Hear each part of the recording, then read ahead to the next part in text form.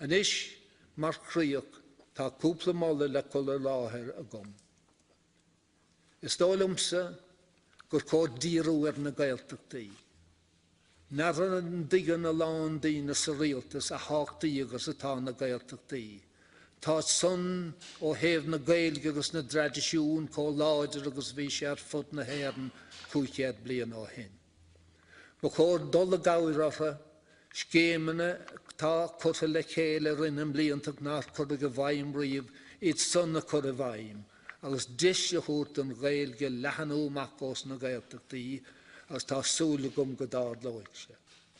Rud eile déirna agus ní cáin an rialtas dáim ach tá dúlgus ar an rialtas a chintú go méid sa láthair cuí de idí bunscoile le áardcaid an gaelge ar fáil cholú agus is féidir tá sé sin práineach mar níl dóhandí bhain ag go buinte seo im thuairimse.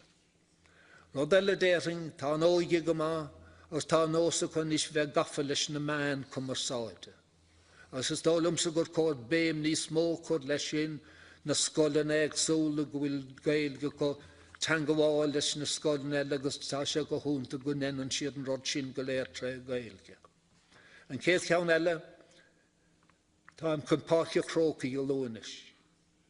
Bíonn an gaelge láithe ar aus ar fadán.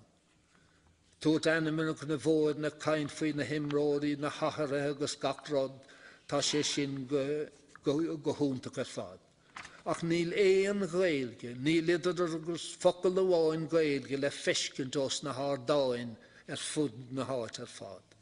As tá lán fógraíanach hepar agus rialas cúpla uair focail amháin gaelge dám níl, agus nuair a luim le daoine deir siad ó branded, caithe tú bheith branded chun rudaí bheith ann agus de darm níl an gaelige branded. Fiú anúir a bhíonn tú fécinn isteachar ná dáin ón báirc, nuair bhíon brúna dhéanamh, ní dhécann tú páirce crócaí scríomh faoi a cróc páirc. Ní chosnóg sé an rudaí mar sin dathrógus tásúlum go dar leid sé.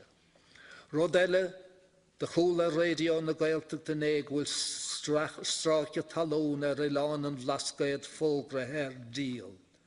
Is cudar naireach den tileán féin as och na ní na hánig as. Mullim se go ganóch an rialtas an stráice talún sin agus úsáid a bhaint as chun scéim éigen gaelge chur a sciúil. Ceann amháin eile, béidir gur mithid go mbeadh club gaelach i dteach láin, nó béidir mar a thugann na dtíon ógar an is pop-up gaeltachta ann.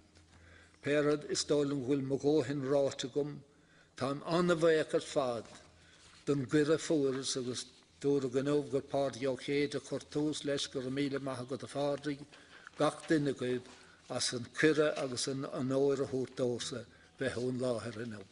Chuoh nóga mé seannach al gaelge eile go merimid beoir an amse a rís nuair a bheith an gaelge sláán sábháta. Gur míle maithe.